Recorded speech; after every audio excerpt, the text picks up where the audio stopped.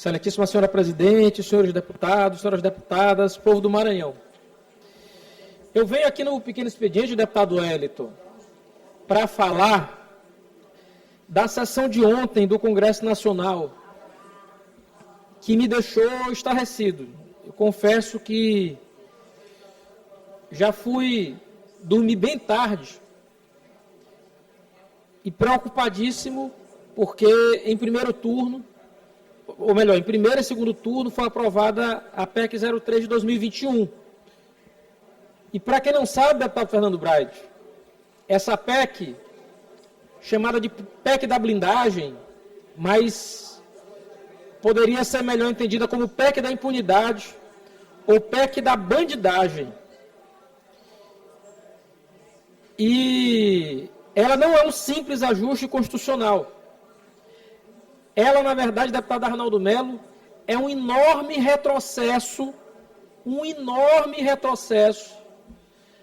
nas conquistas democráticas. E eu falo isso enquanto parlamentar, porque se aprovado, deputado Arnaldo, obviamente, por derivação constitucional, vai ter que ser repetido aqui, deputado Davi, a gente vai ter a mesma prerrogativa. Os deputados estaduais seriam, portanto, atingidos por ela. E aí eu quero lembrar o sentido histórico das imunidades parlamentares. Porque desde a Constituição de 1824, deputado Davi, desde a Constituição de 1824, os parlamentares têm inviolabilidade de opinião, palavra e voto. E esse é o sentido da imunidade. É proteger o mandato, proteger a democracia, não blindar quem comete crime. Só que em 88, a gente tem de lembrar que a gente saía de uma ditadura. E a gente talvez tenha feito, naquele momento, uma proteção grande demais. Em 88 até 2001, quando se modifica, nenhum parlamentar podia sequer ser processado sem licença prévia da casa. E aí eu te pergunto, deputado Davi, quantos deputados tiveram autorização para serem processados de 88 a 2001? Nenhum. Absolutamente nenhum. E em 2001, o Congresso modifica essa regra para quê? Com a emenda 35, e permitiu que as ações penais fossem iniciadas sem licença prévia da Casa. Deixando a Câmara e o Senado, obviamente, a possibilidade de sustar o processo em situações excepcionais.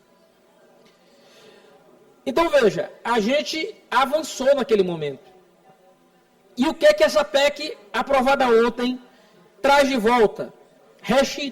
Reinstitui a licença prévia, tentou ressuscitar o voto secreto, que acabou não passando, e amplia o foro prerrogativa de função, o foro privilegiado, até para presidente de partido político, que passa a ser julgado agora pelo Supremo Tribunal Federal.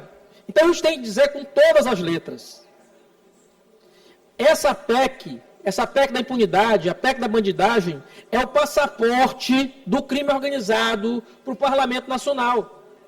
Porque o que a gente está dizendo com ela? Qual é o único recado que a gente passa? O cidadão simples, ele vai sofrer os rigores da lei. Mas se você tiver um mandato parlamentar, você vai ganhar a imunidade da Constituição. Então isso não é república, isso é privilégio institucionalizado. O que ontem o PCC, o Comando Vermelho, olhando a sessão do Congresso, analisaram, eles começaram a pensar, bem, pois então vamos eleger gente do PCC, do Comando Vermelho, para ser deputado federal, para ser senador. Porque estarão a salvos da mira da legislação. Então o Brasil não aguenta mais esse tipo de casta, não precisa de imunidade, a gente precisa de justiça. A gente precisa, na verdade, de compreender o momento histórico que a gente passa e dizer, é preciso se proteger contra os abusos do judiciário, que o seja, mas as armas já estão dadas. A gente não precisa retroceder. O que a gente não quer é proteção contra o abuso, blindagem contra a justiça. A gente não precisa disso. O Legislativo não precisa disso. Ontem, a gente deu um grande retrocesso. E eu faço pedido, portanto, ao Parlamento Nacional. A PEC agora vai tramitar no Senado. O Parlamento não deve ser protegido, ele deve ser responsável. É um retrocesso absurdo a aprovação dessa emenda à Constituição. Eu quero crer que a sociedade não aceita mais. São essas minhas palavras, senhora presidente. Obrigado.